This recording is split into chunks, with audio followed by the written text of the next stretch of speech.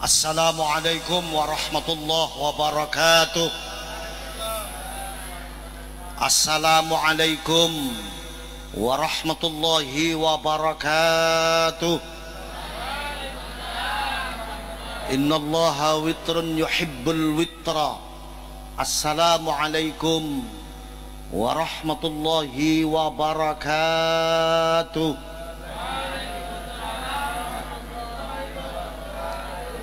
Salam sejahtera untuk kita semuanya. Namo Buddhaya, Om Swastiastu. Alhamdulillahi Rabbil Alamin. Wabihi nasta'inu ala umurid dunya waddin.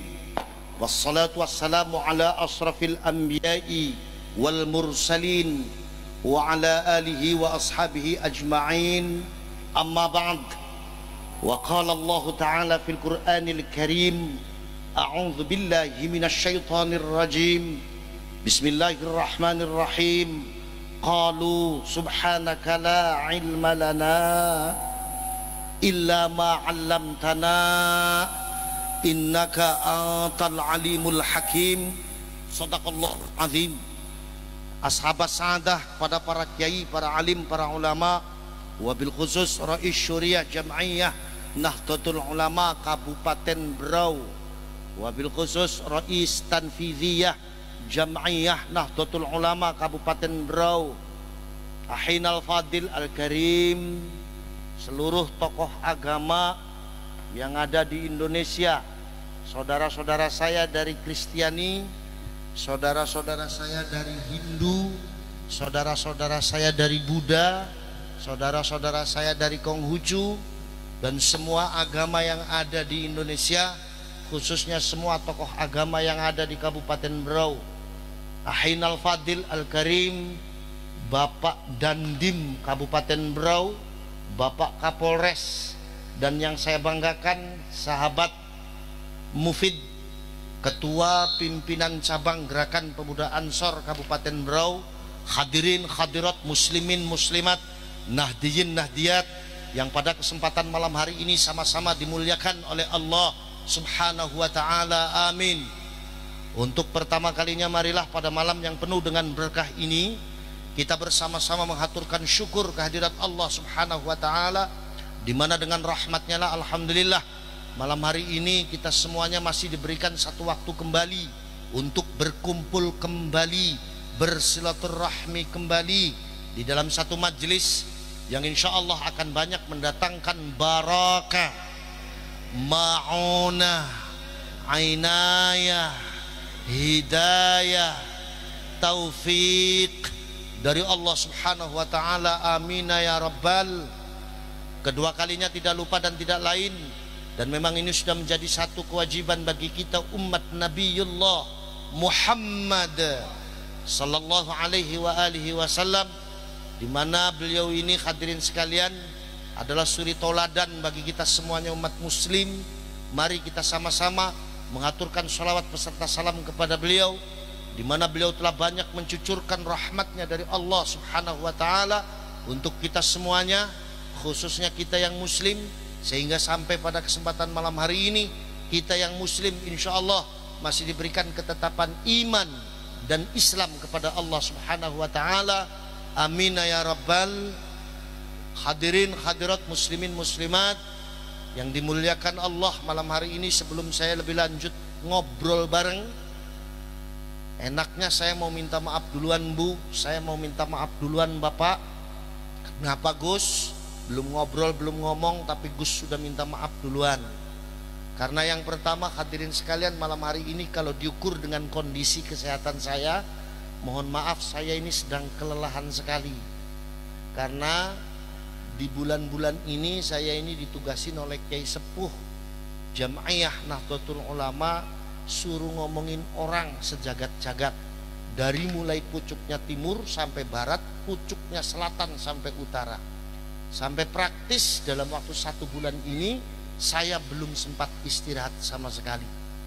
Tapi alhamdulillah semangat saya untuk Indonesia, semangat saya untuk negara kesatuan Republik Indonesia mengalahkan rasa capek saya, sehingga malam hari ini walaupun dengan kondisi yang sangat kelelahan, saya alhamdulillah bisa sambangi Berau dan bersilaturahmi dengan semua saudara saya yang ada di Berau.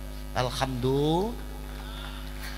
Hadirin sekalian, maka dari itu malam hari ini, di malam yang penuh dengan kebahagiaan ini, di ujung akhir tahun 2021, saya dengan hati yang sangat tulus, dengan hati yang sangat ikhlas, saya mengucapkan selamat Hari Raya Natal dan Tahun Baru kepada saudara-saudara kita yang umat Kristen.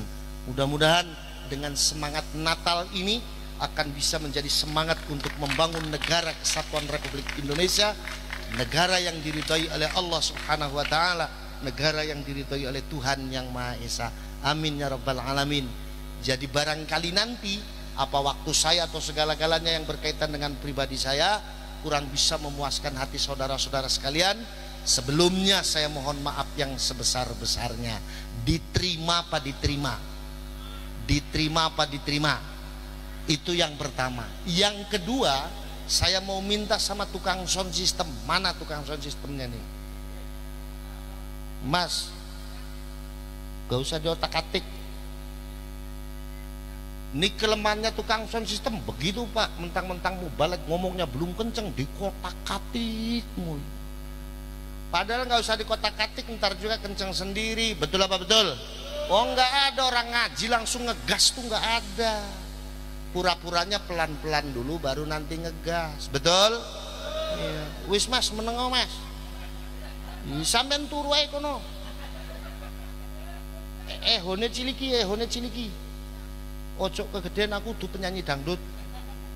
Wis sampeyan turu, menengo tangane. Wah, ini kotak-katik meneh mulih pengajian kepruki karo aku. Alhamdulillah. Nah, yang terakhir saya mau nanya, di Berau kalau ngaji malam biasanya nyampe jam berapa? Jam berapa? Subuh. Jancuk. Songko aku wayang apa piye? Sabah subuh. Udah, saya mau nanya sama ibu-ibu aja. Bapak-bapak nggak ada yang jujur. Bu, ibu-ibu seneng yang panjang apa yang pendek? Panjang. Seneng yang panjang apa yang pendek? Panjang. Berarti namanya ibu-ibunya normal Pak, seneng yang panjang katanya. Alhamdulillah. Nah, yang terakhir, malam ini judulnya panitianya adil. Betul apa betul? Yang dikasih air minum bukan yang cuman duduk, saya juga dikasih air minum tuh. Cuma di mana-mana yang namanya panitia pengajian sama judulnya kiai mesti air putih, padahal saya juga doyan air jeruk, doyan saya. Alhamdulillah. Hadirin hadirat muslimin muslimat nadiin nadiat yang saya hormati. Malam hari ini kita kumpul di sini di dalam rangka kita sama-sama menyatukan kebangsaan kita di dalam acara malam refleksi akhir tahun, rangkaian acara HUT Trans Labanan ke-39 tahun. Ini ngaji kebangsaan, bicara soal Indonesia. Hadirin sekalian, adalah merupakan tanggung jawab kita bersama sebagai warga negara Indonesia. Kalau bapak-bapak dan ibu-ibu punya perpikiran bahwa yang berkewajiban menjaga negara itu cuma TNI, itu salah besar. Kalau ibu-ibu bapak-bapak punya pemikiran yang wajib menjaga negara itu cuma polisi, itu salah pikiran. Yang berkewajiban menjaga negara kesatuan Republik Indonesia ini adalah kita sebagai warga negara Indonesia. Maka di NU, bapak-bapak dan ibu-ibu sekalian, NKRI harga mati itu bukan jargon biasa. Ketika orang NU, ketika sahabat-sahabat Banser, sahabat-sahabat Ansor mengatakan NKRI harga mati, itu bukan hanya sekedar jargon. Tapi di NU, NKRI harga mati adalah falsafah kehidupan kita di dalam berbangsa yang akan terus diperjuangkan oleh Jam'iyah Nahdlatul Ulama. Maka saya menjamin di Indonesia selagi masih ada NU, Negara Kesatuan Republik Indonesia akan tetap ada. Di Indonesia selagi masih ada NU, saudara-saudara kita yang Kristen akan tetap menjadi saudara sebangsa kita. Selagi masih ada NU, saudara-saudara yang Buddha, Hindu, Konghucu dan semua agama yang ada di Indonesia adalah saudara-saudara kita yang wajib kita sayangi dan wajib untuk kita cintai. Lah tantangan kita sekarang ini apa? Tantangan kita sekarang ini banyak muncul golongan-golongan yang mencoba untuk menafikan Indonesia. Tantangan-tantangan kita sekarang ini banyak muncul golongan yang mencoba untuk mengganti Indonesia, mencoba untuk menghilangkan Indonesia dengan berbagai macam propaganda. Di antaranya mereka mengatakan kalau negara Indonesia ini adalah negara tauhid. Mereka mengatakan kalau Indonesia ini adalah negara kafir. Mereka mengatakan kalau negara Indonesia ini adalah negara yang tidak berdasarkan hukum Islam. Banyak muncul golongan seperti itu. Padahal mereka yang mengatakan seperti ini adalah mereka yang tidak pernah punya sejarah dengan Negara Kesatuan Republik Indonesia. Mereka yang mengatakan bahwa Indonesia negara kafir, mereka yang tidak pernah berkorban dengan Negara Kesatuan Republik Indonesia. Sebab kalau kita flashback pada perjuangan sejarah negara Indonesia, Indonesia ini kurang Islam apa, Pak? Yang mendirikan Negara Kesatuan Republik Indonesia ini diantaranya adalah para kiai dan para ulama Nahdlatul Ulama, para kiai dan para ulama pesantren Nahdlatul Ulama. Beliau mengorbankan jiwa dan raganya untuk Negara Kesatuan Republik Indonesia. Pertanyaannya, mungkin tidak kiai dan ulama NU di dalam mendirikan Negara Kesatuan Republik Indonesia lari dari hukum Islam? Enggak mungkin. Pertanyaannya, kalau yang membangun negara kita ini adalah para kiai dan para ulama, mungkin tidak kiai dan ulama Nahdlatul Ulama lari dari hukumnya Allah ketika mendirikan kesatuan Negara Kesatuan Republik Indonesia? Enggak mungkin. Wong kiai itu jangankan bikin negara yang tanggung jawabnya dunia akhirat, lagi bikin satu kamar pondok santri saja istikharahnya 8 kali, Pak.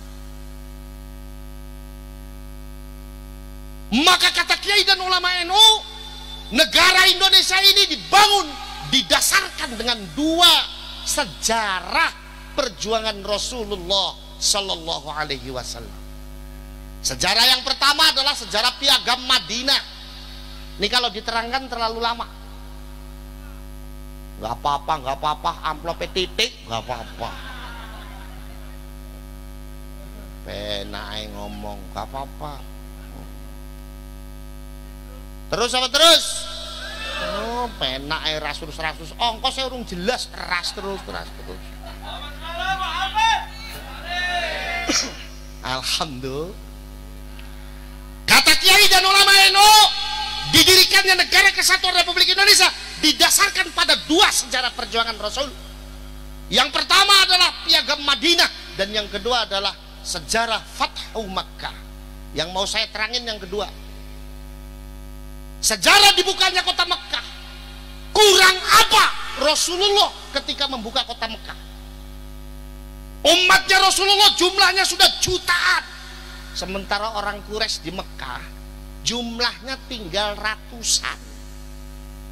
Maka ketika Rasulullah datang bersama umatnya membuka kota Mekah, orang Quraisy lari tunggang langgang karena takut Rasulullah balas dendam.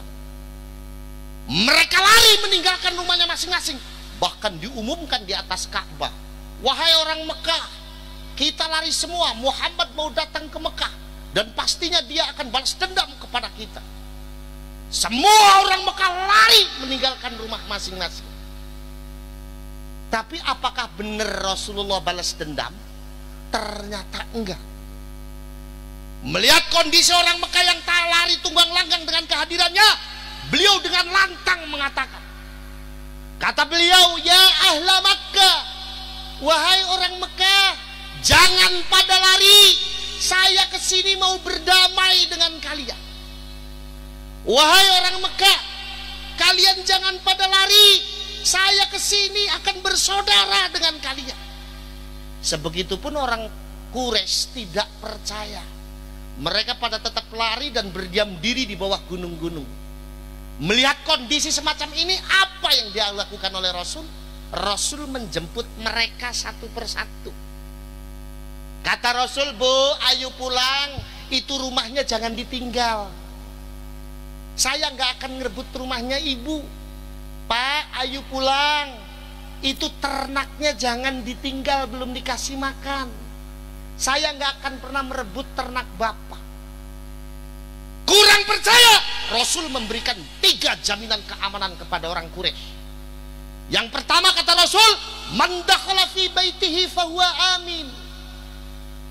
Orang Mekah yang masuk ke rumahnya sendiri aman. Man dakhala fi baiti Abi Sufyan fahuwa amin. Dan kalian mau masuk ke rumahnya Abu Sufyan, pimpinannya orang Quraisy, aman, tidak akan diapa-apakan. Bahkan kalau kalian masuk ke rumahnya sendiri dan menutup rapat pintunya pun aman, kata Rasulullah, tidak akan diapa-apakan. Sehingga dengan kebaikan akhlak Rasulullah seperti itulah akhirnya orang Mekah dan Madinah aklamasi mengangkat beliau sebagai pemimpin negara. Jadi kalau ada orang mengatakan Rasulullah diangkat menjadi pemimpin negara yang memilih hanya orang Islam, itu bagian dari pengkerdilan nasnya Allah yang memberikan pangkat kepemimpinan kepada Rasul dengan sebutan rahmatan lil alam. Rasulullah diangkat menjadi pemimpin negara yang memilih bukan hanya orang Islam. Di Mekah, Madinah ketika itu masih banyak orang Nasrani. Di Mekah, Madinah masih banyak orang Yahudi. Di Mekah dan Madinah masih banyak orang Majusi. Dan Rasulullah sadar kalau yang mengangkat dirinya bukan hanya orang Islam. Lalu apa yang dilakukan oleh Rasul? Rasul menghadap kepada Allah Subhanahu wa ta'ala. Ketika Rasul menghadap kepada Allah, Allah memberikan teguran. Tapi teguran di sini bukan berarti karena Rasul melakukan kesalahan, tapi teguran di sini adalah peringatan. Lek jare wong Jawa ngomong wanti-wanti. Apa teguran Allah? Gusti Allah tahu datang Kanjeng Nabi. Jare Gusti Allah, Muhammad fadilu ala ummatik. Kamu harus adil kepada umatmu. Kalau ada koin adil berarti ada dua atau ada sesuatu yang belum seimbang yang harus diseimbangkan oleh Rasulullah Sallallahu Alaihi Wasallam. Beliau fatona, cerdas. Beliau mengerti betul teguran Allah di sini mengandung satu perintah. Kalau beliau diperintahkan oleh Allah untuk mendirikan keadilan di dalam kehidupan berbangsa dan bernegara. Lalu apa yang dilakukan oleh Rasul untuk mendirikan keadilan di dalam kehidupan berbangsa dan bernegara? Apa Rasulullah menjadikan Al-Quran sebagai hukum negaranya? Ternyata tidak. Apa Rasulullah menjadikan hadisnya sebagai hukum negaranya? Juga tidak. Lalu apa yang dilakukan oleh Rasul untuk membangun keadilan dalam kehidupan berbangsa dan bernegara? Rasul tidak menjadikan Al-Quran sebagai hukum negaranya. Rasul tidak menjadikan hadisnya sebagai hukum negaranya. Tapi Rasul membangun mu'ahadah watoniyah, kesepakatan hidup dalam satu naungan hukum dan negara.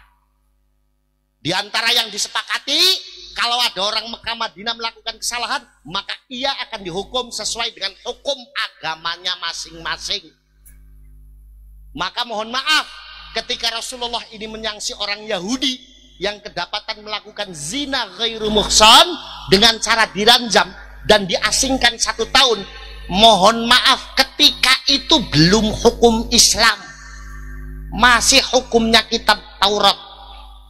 Walaupun pada akhirnya diwahyukan juga di dalam Al-Quran sebagai bukti bahwa Al-Quran kitab pelengkap bagi kitab-kitab lainnya bagi umat Islam.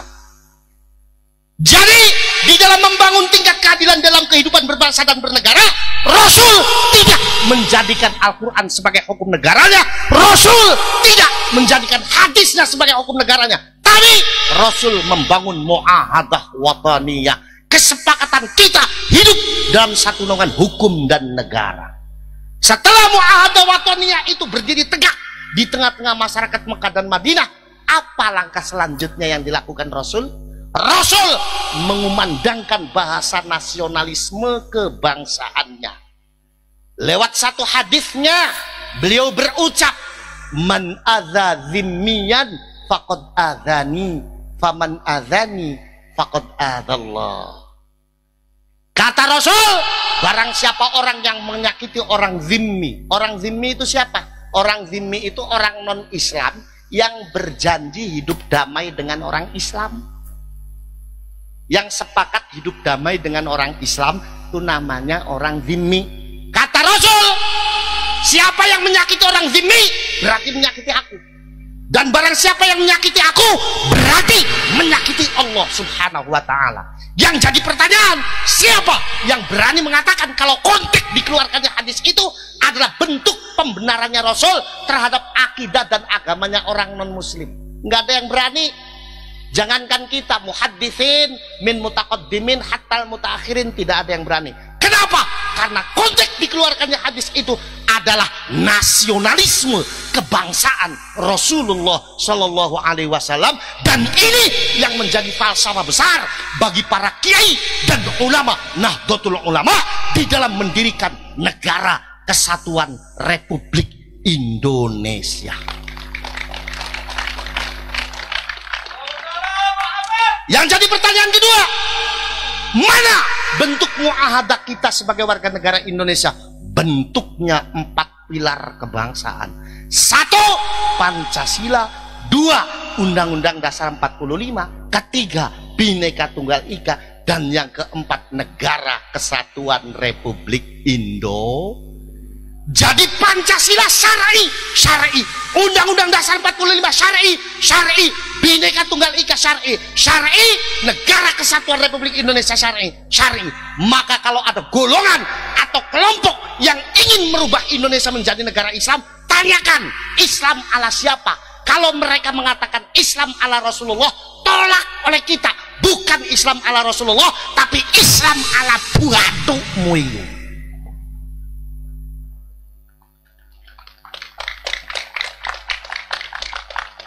Maka wajar Mbah Wahab Hasbullah mengatakan hubbul watan minal iman.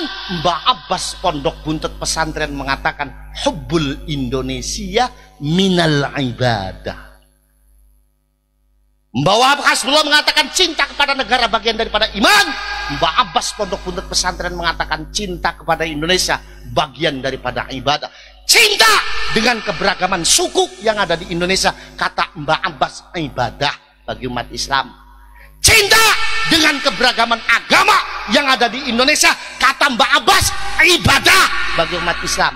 Cinta dengan keberagaman budaya yang ada di Indonesia, kata Mbah Abbas, itu ibadah. Karena cinta dengan Indonesia bagian dari rasa syukur kita kepada Allah Subhanahu wa ta'ala.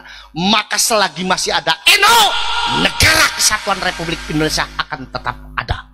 Selagi masih ada NU, saudara kita yang Kristen akan tetap menjadi saudara kita. Selagi masih ada NU, saudara kita yang Buddha, Konghucu, Hindu, dan semua agama yang ada di Indonesia adalah saudara kita. Haram hukumnya kita menyakiti mereka. Dosa hukumnya kita menyakiti mereka, karena kita adalah saudara dalam bingkai Negara Kesatuan Republik Indo. Selagi masih ada NU, TNI akan menjadi aparat keamanan yang menjaga Negara Kesatuan Republik Indonesia dari ancaman luar. Selagi masih ada NU, Polri akan tetap sah menjadi aparat yang mengamankan di dalam negeri Kesatuan Republik Indonesia. Support terus TNI kita, support terus polisi kita agar mereka menjadi instansi yang kuat agar negara ini bisa terjaga dengan baik. Amin Allahumma.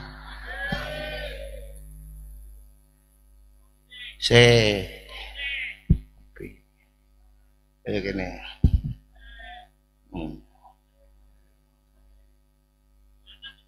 Oh iki Mas.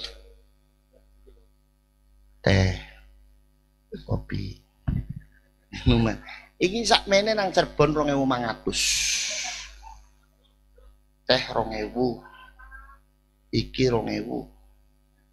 6.500. Ya saya gampang aja, ntar kalau pulang amplopnya kurang 6.500 berarti minuman 3 ini nih. Iki lah sing gumun ono tisune barang. Ya aku dianggap kuda lumping apa piye iki kan. Alhamdulillah. Maka berbanggalah menjadi warga negara Indonesia. Indah tadi ngelihat bagaimana tokoh-tokoh agama kita berdoa di sini. Betul apa betul? Itu Indonesia. Nah, uang sing takbar takbir gak pernah sholat takbir tok yo nang Indonesia itu. Titik takbir Allahu Akbar luhur dilewat Pak. Na'udzubillah min. Ada lagi tantangan kita. Saya kalau ngomong sama potongan begini emang susah nih. Dibentak pada kaget. Saya ngomongnya lembek pada ngantuk. Iya, ini memang yang namanya orang zaman sekarang, orang Islam itu udah nggak pada suka sama kiai. Contohnya orang Berau. Nggak percaya orang Berau kalau manggil dangdutan berani puluhan juta Pak. Manggil kiai 7.500 tok. Jancuk.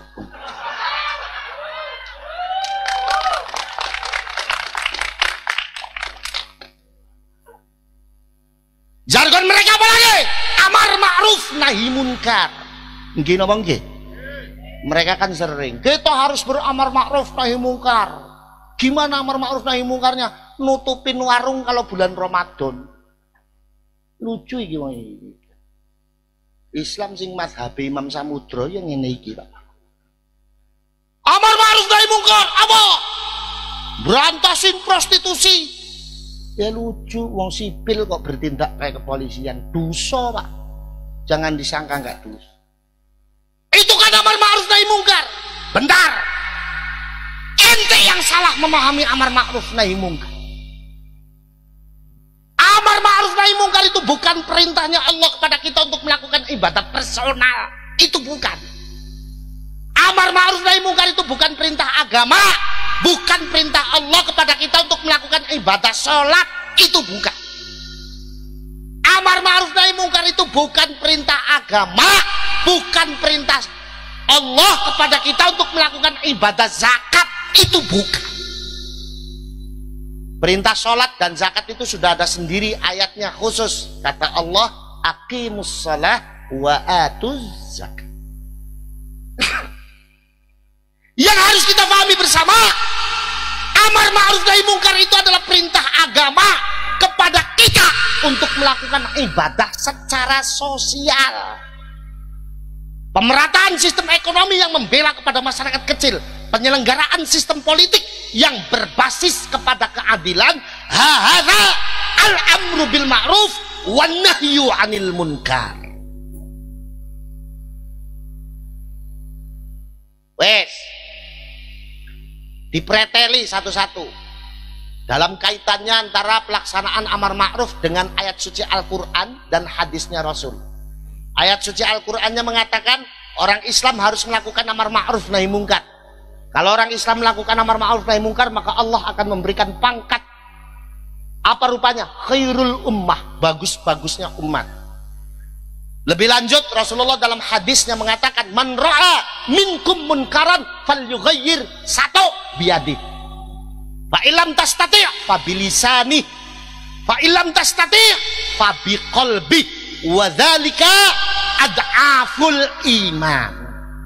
Ayo dipreteli antara ayat suci Al-Qur'an, hadis Kanjeng Nabi dengan pelaksanaan amar ma'ruf yang korelasinya dengan Pancasila, Undang-Undang Dasar 45, dan yang ketiga Bhinneka Tunggal Ika, keempat Negara Kesatuan Republik Indonesia. Lebih lanjut, kata Rasul mengatakan di dalam hadisnya, kalau kamu melihat kemungkaran di tengah-tengah kamu, maka hapuslah kemungkaran itu pertama dengan menggunakan tangan kamu.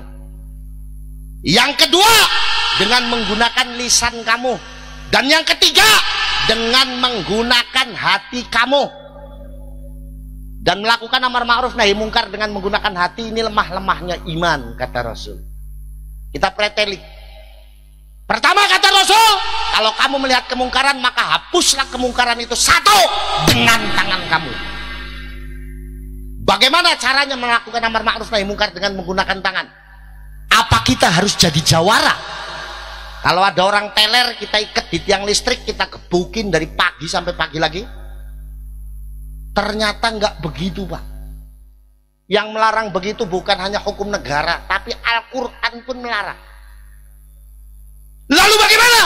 Maka kata kiai dan ulama NU, melakukan amar ma'ruf nahi mungkar dengan menggunakan yad dalam korelasinya dengan ayat suci Al-Quran, hadis Rasul, Pancasila, dan Undang-Undang Dasar 45, merilis dari dabunya mufassirin min mutaakhirin yang mentakwil adanya ayat suci Al-Quran yang berbunyi yadullahu fawqa aydihim.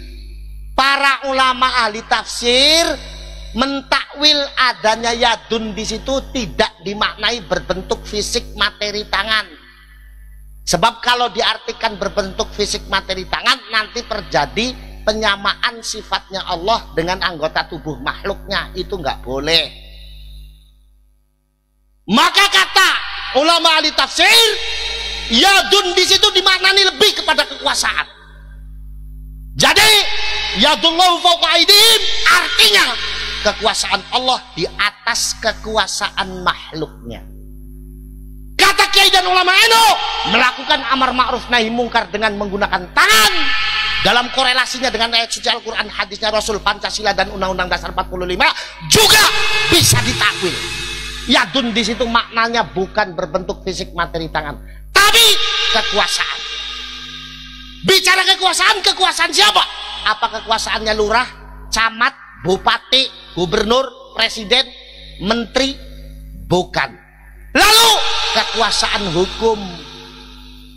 Berbicara soal kekuasaan hukum, sebagai warga negara Indonesia, mau tidak mau kita harus kembali kepada mu'ahadah watoniyah kita.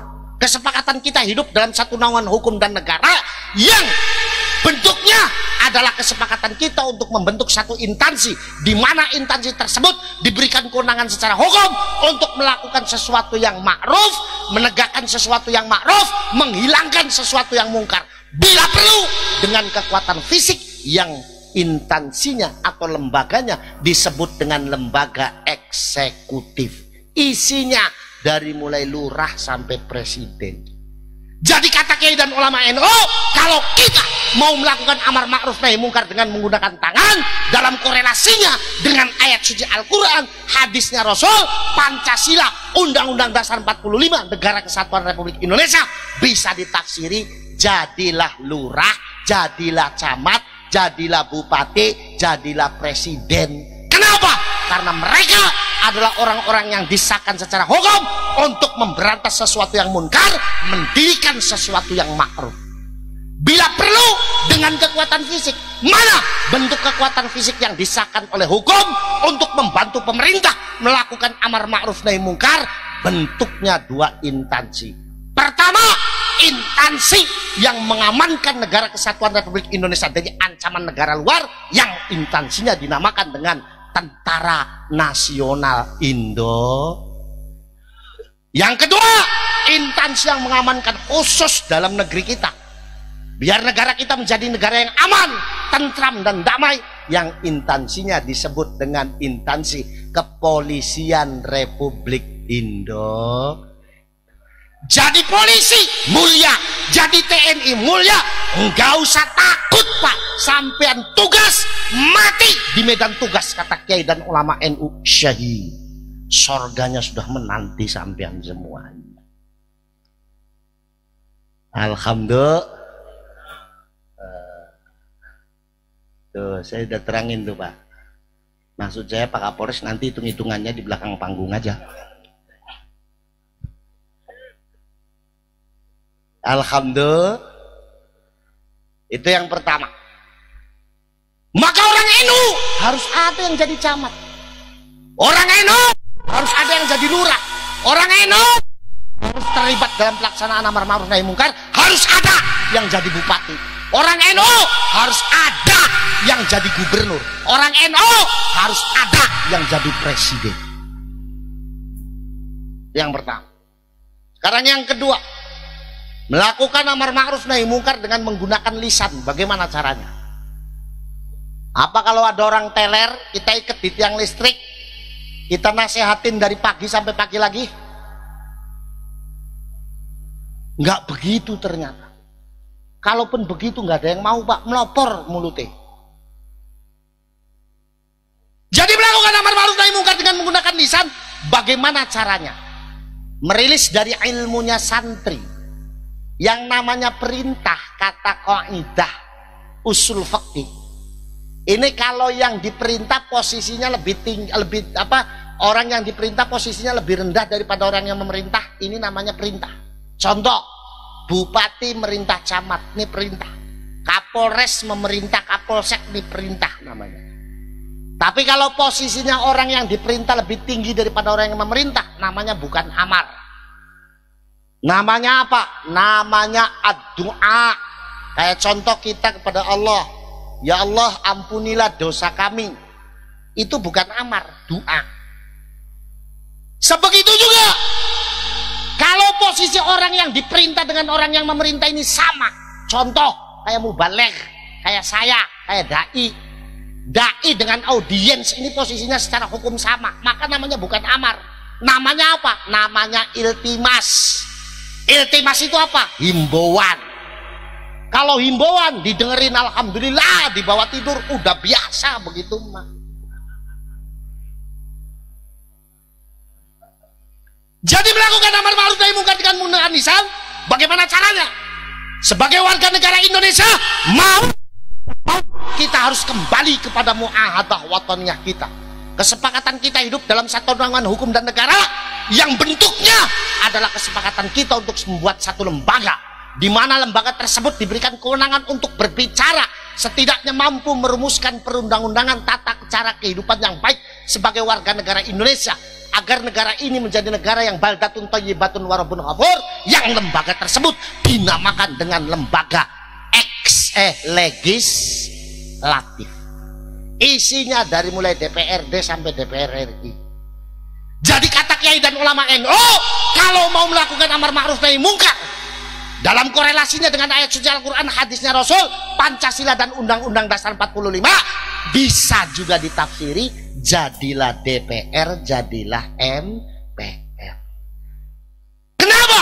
Karena mereka adalah orang-orang yang diberikan kewenangan hukum untuk berbicara, setidaknya mampu merumuskan perundang-undangan tata cara kehidupan yang baik sebagai warga negara, agar negara ini menjadi negara yang damai dan tentram, diridhoi oleh Tuhan Yang Maha Esa, yang lembaganya dinamakan lembaga legislatif. Jadi kalau mau amar ma'ruf nahi munkar dengan menggunakan lisan, kata Kiai NU, jadilah DPR, jadilah MPR. Maka kader NU harus ada yang jadi DPR, harus ada yang jadi MPR. Kalau sudah jadi DPR, ngomong, jangan tidur mulu. Ini udah jadi DPR, ngomong enggak, tidur mulu. Udah tidur, bangun nonton film porno.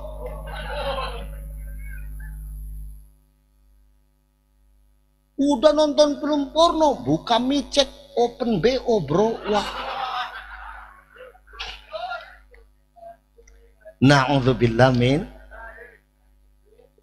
Yang ketiga, melakukan amar ma'ruf nahi munkar dengan menggunakan hati. Bagaimana caranya? Apa cukup dengan berdoa? Oh, ternyata tidak. Kenapa? Sebab kata ilmunya santri yang namanya ilmu mantik, kitabnya namanya Sulamul Munawwarah, beliau mengatakan al-amru talabul fi'li wan nahyu talabut tarki. Konotasinya kedua-duanya aktif. Jadi melakukan amar ma'ruf nahi munkar dengan menggunakan hati tidak cukup dengan berdoa. Lalu aplikasikan doa tersebut dalam bentuk dukungan kepada seluruh kader-kader Nahdlatul Ulama yang akan menjadi bupati, yang akan menjadi lurah, yang akan menjadi camat, yang akan menjadi gubernur dan menjadi presiden. Juga kader-kader NU yang akan menjadi DPR, akan menjadi MPR. Kuliah S3, Pak. Faham? Itulah bagaimana kiai dan ulama Nahdlatul Ulama di dalam mendirikan negara kesatuan Republik Indonesia. Jadi Indonesia ini sudah sangat islami. Rasulullah mengajarkan berislam bukan untuk menyalahkan agama lain. Menjadi orang Islam bukan untuk menyalahkan agama lain. Kita belum dianggap muslim yang kafah kalau kita masih menyalahkan saudara-saudara kita di agama yang lain. Kita belum menjadi muslim yang kafah kalau hati kita masih membenci dengan penganut agama-agama yang lain. Dalam bingkai kesatuan negara kesatuan Republik Indonesia inilah para kiai dan ulama NU merangkai persaudaraan kita. Maka yuk gaungkan di tengah masyarakat kita bahwa kita adalah pencinta negara kesatuan Republik Indonesia. Kita adalah orang-orang dan warga-warga negara yang siap mendukung tetap berdirinya negara kesatuan Republik Indonesia dengan keberagaman budaya, suku, dan agama yang ada di Indonesia. Betul apa betul? Betul apa betul? Wes gak usah melu sing gak jelas lah. Gak usah melu sing gak jelas. Melu ae karo NU damai. Nggih napa nggih? Nggih napa nggih? Bulan Maret insya Allah nanti ada peletakan batu pertama pesantren. Di mana ketua? Ya. Itu insya Allah nanti saya membawa bapak angkat saya, Kadensus 88, Bapak Martinus. Beliau agamanya Kristen. Tapi sudah saya angkat sebagai bapak saya sendiri. Kenapa? Saya mencontoh beliau Rasulullah. Rasulullah itu pernah punya ibu angkat Kristen. Ketika selesai perang Badar, beliau ini lari. Aina waladi Muhammad, aina waladi Muhammad, mana anakku Muhammad, mana anakku Muhammad. Begitu ketemu dengan Rasulullah, beliau memegang pipinya, nak, kamu nggak apa-apa, nak. Rasulullah dengan tersenyum mengatakan, Bu, anakmu selamat. Akhirnya Rasulullah mencopot jubah sutranya, digelarkan ke tanah, dan dituntunnya ibu angkatnya untuk duduk di atas jubah sutra.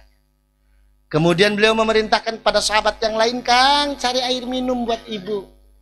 Ketika ibu angkatnya minum, Rasulullahnya melihat dengan mesra, sebagaimana anak kepada orang tuanya. Sampai kemudian akhirnya saking capeknya Rasulullah tertidur di pangkuannya. Luar biasa. Itu Islam yang sesungguhnya. Di hari ini banyak golongan yang mendoktrin generasi muda kita dengan Islam seolah-olah Islam itu hanya perang. Padahal ketika kehidupannya Rasulullah tidak ada perang yang tidak perintahnya Allah. Semua perintahnya Allah. Maka sepanjang sejarah kehidupannya beliau, perang cuma ada 8 kali. Sekarang didoktrinkan seolah-olah yang namanya Islam itu jihad perang. Akhirnya apa? Akhirnya takbirnya tok, sholat gak pernah. Allahu Akbar, Allahu Akbar, Allahu Akbar. Tuhur dilewat, Pak. Na'udzubillah min. Maka masyarakat bro, jadilah muslim yang kafah, muslim yang rahmatan fi kulli zamanin wa makanin. Orang Islam yang dimanapun dan kapanpun mendatangkan kebaikan untuk lingkungannya, saudara dan masyarakatnya. Pak, kakek saya, Mbak Abbas, Panglima Perang 10 November Surabaya. Kurang apa beliau? Beliau ini seorang waliullah. Beliau punya anak angkat Chinese. Beliau tidak pernah memaksa anaknya untuk masuk Islam, nggak pernah. Neneknya Mbak Abbas ini Cina. Neneknya Mbak Abbas, anaknya Kiai Nur Khatim. Kiai Nur Khatim punya anak. Kiai Nur Khatim nikah dengan salah seorang perempuan Cina. Tan Wan Gi namanya. Dirubah namanya menjadi Khadijah, punya anak Kiai Satori. Kiai Satori punya anak Nyai Qori'ah. Nyai Qori'ah dinikah Mbak Abdul Jamil, punya anak Mbak Abbas. Jadi Mbak Abbas sendiri darahnya Cina. Maka jangan pernah kita mengatakan benci dengan mereka. Indonesia tidak mungkin bisa terbentuk tanpa Cina. Indonesia tidak mungkin bisa terbentuk tanpa Jawa. Indonesia tidak mungkin terbentuk tanpa Batak, tanpa Melayu. Semuanya adalah suku-suku yang membangun Indonesia. Maka bersatulah dan saling mencintailah. Dengan demikian, maka nanti Indonesia akan menjadi negara yang diridhoi oleh Allah Subhanahu wa Ta'ala. Makanya di Buntet itu Pak, tokoh lintas agama itu enjoy, senang. Semuanya sudah hadir ke rumah saya. Semuanya sudah hadir ke rumah saya. Manut kali kiailan ulama NU. Sampai itu nyombongin apa Pak? Nggak usah dengan Kiai NU, dengan saya. Ayo, di Berau ada nggak yang punya santri sampai 17.500? Ada nggak? Santri saya jumlahnya 17.500. Mau apa? Di Berau ada nggak yang kakeknya pernah berjuang untuk Indonesia? Kakek saya jelas, Mbak Abbas, Panglima Perang 10 November Surabaya melawan pasukan sekutu Belanda. Di Berau ada nggak yang nasabnya sampai ke Rasul? Nggak ada. Buntet pesantren nasabnya tembus sampai ke Rasul. Cuma bedanya di Buntet pesantren, putra-putra dan cucu-cucu pendirinya nggak boleh mengaku habaib karena dikhawatirkan sombong. Nyombongin apa sampai? Ngadirin apa sampai? Melu ulama NU, melu Kiailan ulama Nahdlatul Ulama.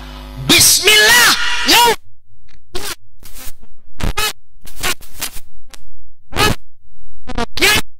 Ulama NU, ya. Kita semuanya bakal selamat dunia dan akhiratnya. Amin. Amin. Iki bupatinya ngendi iki? Bupatinya kemana Pak Kapolres? Oh, dengan Pak ini ya. Kemana Pak? Ibu bupatinya kemana? Lagi sibuk. Oh ya nggak apa-apa. Jenenge bupati ya enggak? Jangan suudzon. Yang penting kita berdoa mudah-mudahan ibu bupati umurnya panjang. Amin. Nyampe hari kiamat.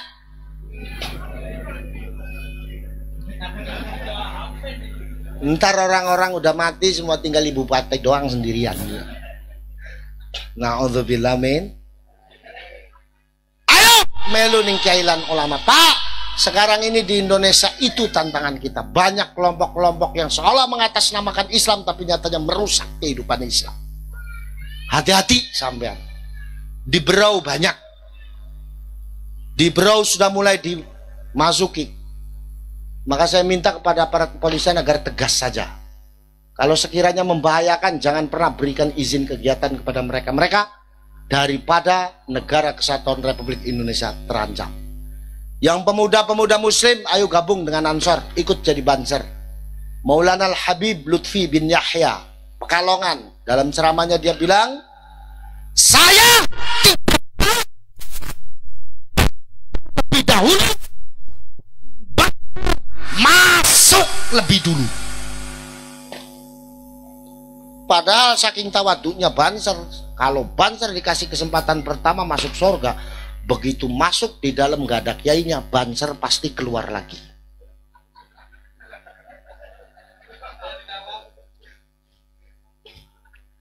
Gini mangge, ditakoni Mas kenapa keluar Mas? Gak ada kiai saya katanya begitu. Makanya yang namanya Kiai Haji Abdurrahman Wahid Gus Dur itu namanya Abdurrahman. Gus Dur itu penyayang untuk semuanya. Makanya itu wujud dari arti nama Ar-Rahmannya. Gus Dur itu dengan siapapun dekat. Gus Dur mengajarkan kepada kita generasi NU untuk dekat kepada semuanya. Persoalan agama itu sudah final masing-masing, Pak. Ada satu hal yang harus kita perjuangkan bersama, yaitu persoalan kebangsaan. Umat Islam yang mau berkorban untuk bangsanya, maka jaminan surganya sudah jelas, kata Kiai Haji Abdurrahman Wahid. Berjuang untuk bangsanya adalah tetap dengan mempertahankan keberagaman agama, keberagaman budaya, keberagaman suku yang ada di Indonesia. Pak, dosa bagi umat Islam untuk membenci sesama saudara sebangsa.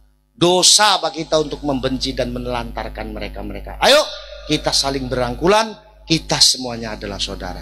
Di kesempatan hari ini, saya Muhammad Faris Fuad Hashim Al-Husaini, cucu langsung dari Sunan Gunung Jati, cucu dari muassis Nahdlatul Ulama Mbah Abbas. Saya ingin memanggil semua orang tua saya dan saudara saya dari agama lain untuk memeluk saya. Saya adalah saudara bapak-bapak.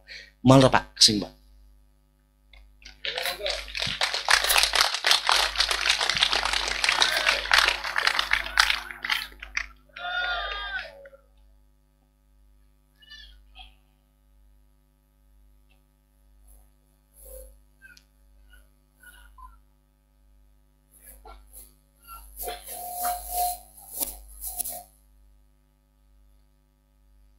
Ini saudara saya.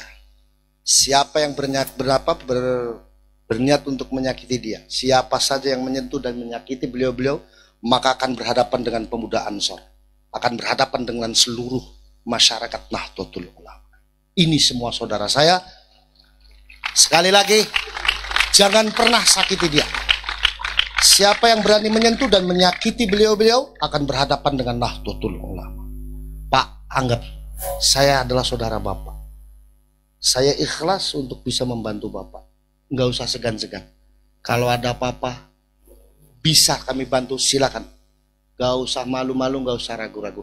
Kita semuanya bersaudara. Pak, Bapak orang tua saya. Bapak orang tua saya. Mas ini karena masih muda jadi kakak saya. Amin. Mas juga kakak saya. Saya adik Mas. Saya anaknya Bapak. Peluk saya sebagai anak Bapak dan peluk saya sebagai adiknya Mas.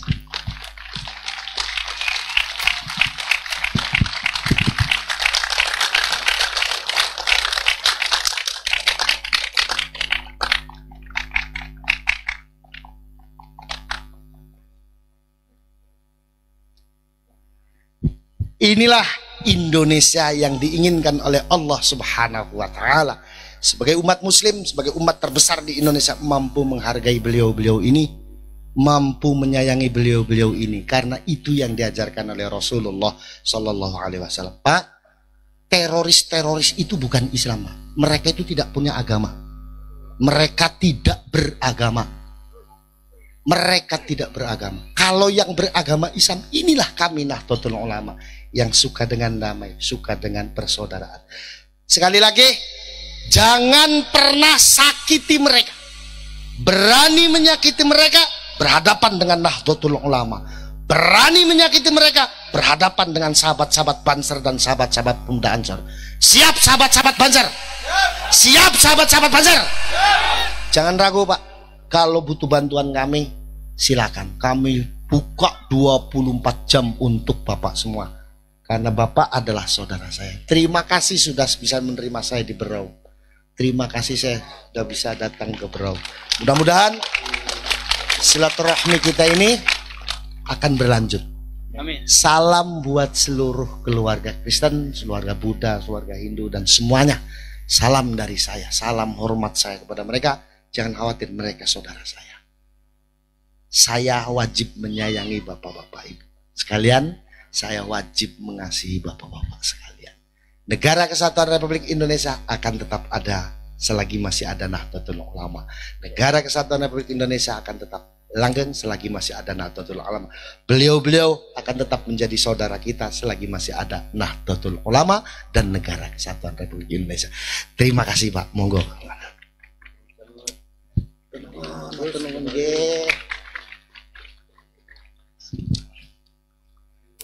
Makanya untuk Pak Kapolres Pak, kalau ada teroris di sini Pak, nggak usah kasih tahu kami Pak, cukup kasih alamatnya saja.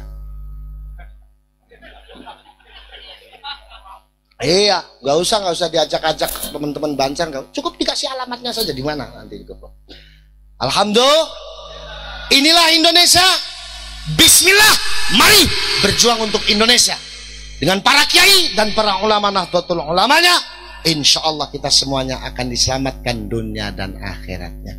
Bapak dan Ibu, mungkin itu yang bisa saya sampaikan. Ini kalau diterusin namanya bukan pengajian, penyiksaan. Iya, enak di situ, nggak enak di saya, Pak. Nah, saya dari Jawa Barat, saya dari Cirebon. Tempat saya namanya Pondok Buntet Pesantren. Silakan masyarakat Berau yang kebetulan ke Jawa, khususnya di Jawa Barat, mampir ke pondok saya. Buntet Pesantren berdiri sudah 4 abad yang lalu. Didirikan oleh salah seorang putra mahkota Kesultanan Kanoman yang bernama Mbah Muqayyim. Sekarang sudah angkatan ke-9, saya cucu yang ke-9.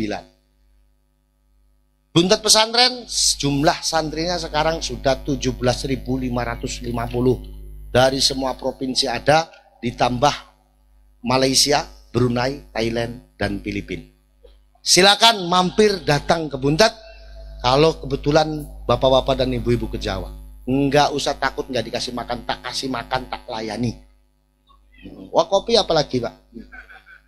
Kopi murah.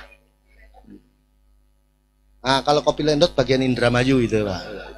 Di zaman sekarang itu di Indramayu, Pak, jenenge Telembuk. Sampai ngerti Telembuk, Pak? Lembu itu lonte. Lembu. Ya lonte zaman saya ini nganggo jilbab. Selonte pakai jilbab, Pak. Tak kasih tahu sama saya, Mbak kan lonte, kenapa pakai jilbab? Saya sih lonte syariah kan gitu. Bilangnya begitu, Pak. Wis, pokoknya melu Nahdlatul Ulama. Ojo protes. Wis manut karo para kiai. Manut kali para ulama. Wong sekarang nih kadang-kadang kader NU-nya sok protes. Saya pernah ditanya, Gus, kenapa Nahdlatul Ulama itu namanya Nahdlatul Ulama? Lah memang kenapa? Kalau Nahdlatul Ulama kan yang ikut cuman ulama, yang nggak ulama nggak bisa ikut. Karpu piye? Diganti, Gus. Diganti apa? Ya Nahdlatul Muslimin, biar bisa menyentuh semuanya. Ya Nahdlatul Muslimin pun belum menyentuh semuanya. Kenapa, Gus? Karena orang Islam itu bukan cuma yang laki-laki, ada yang perempuannya. Jadi kalau Nahdlatul Muslimin nggak cukup, harus ditambahi wal muslim. Itu pun belum menyentuh semuanya. Kenapa, Gus? Sebab satu-satunya jamaah yang melibatkan orang hidup dan orang yang sudah mati cuma NU. Jadi kalau Nahdlatul Muslimin wal muslimat nggak cukup, harus ditambah. Tambahnya apa, Gus? Al ahya'i minhum wal syai'un lillahi lahumul. Ini mau bikin jamaah apa tawasulan? Goblok awakmu iki. Nggih ta, nggih? Makanya nggak usah kritis, nggak usah sok kritis manut karo para kiai. Ya ini sudah istilah hukumnya sudah benar untuk Indonesia. Dijaga negara kesatuan Republik Indonesia-nya, support terus TNI-nya, support terus polisinya. Pak TNI nggak usah takut, Pak. Kalau negara ini dijajah oleh negara lain, saya tidak akan pernah tinggal diam. Kiai dan ulama NU tidak akan pernah tinggal diam. Saya akan perintahkan 17.000 santri saya untuk keluar. Bismillah, angkat senjata, bantu TNI mempertahankan negara kesatuan Republik Indonesia. Kalau negara ini dijajah oleh perusuh-perusuh dalam negeri, nggak usah takut Pak Kapolres. Kiai dan ulama NU tidak akan mungkin tinggal diam. Beliau-beliau pasti akan memerintahkan santrinya untuk turun ke lapangan, angkat senjata, bismillah, mengamankan negara ini bersama-sama dengan kepolisian negara Republik Indonesia. Makanya yang tegas, Pak. Jadi polisi itu yang tegas. Ono tembak, ya sampean gawe pistol nganggur ae. Niki pistolnya gopo ta? Wis ono teroris ngopo, wis gak usah ngomong, dor, beres. Lah ya ta? Lah yo gawe pistol nang kene, gak pernah gawe tembak. Heeh. Akhirnya pistol iki karo pistol iki gak ono bedane. Yang iki nganggur, sing iki yo nganggur. Jangan. Betul apa betul? Nah, kita ini percaya sekali dengan kepolisian kita. Beberapa kasus polisi kita ini luar biasa nanganinya. Dulu ono wong wadon ngaku jadi malaikat Jibril. Iya ta? Siapa jenenge siapa? Lia Edan. Wadon-wadon ngaku jadi malaikat Jibril. Akhirnya ditangkap polisi. Makanya saya ngomong polisi paling top parkotop salam dunia, cuman polisi Indonesia tok. Bisa nangkep malaikat Jibril.